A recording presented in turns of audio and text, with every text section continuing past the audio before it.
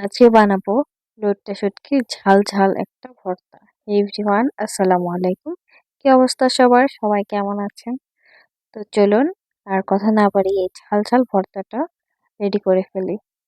তো প্রথমেই আমি শুটকিটা একটু গরম পানিতে ভিজিয়ে নিচ্ছি।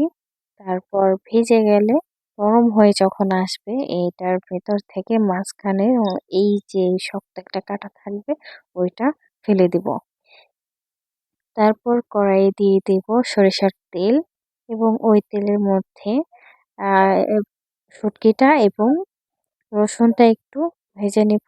দিয়ে দেব কিছুটা পানি ও একটু মশলা। এখানে হলুদ, মরিচ, ধনিয়া সবই আছে। তারপর যখন পানিটা শুকিয়ে সেদ্ধ হয়ে যাবে তখন এটা আরেকটু ভাজা ভাজা করে নিয়ে নামিয়ে নিব। এরপর দিয়ে দিব পেঁয়াজ কুচি।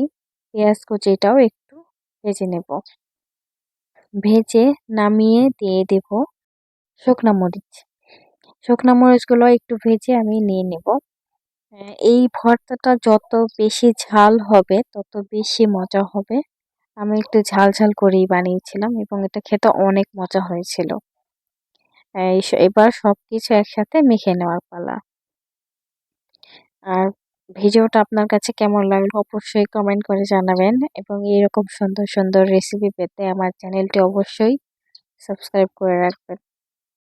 এবার দিয়ে দিলাম আর একটু সরিষার তেল ও ঝাল হওয়ার জন্য আরো বেশ কিছুটা লাল মরিচের গুঁড়া দিয়ে দিলাম।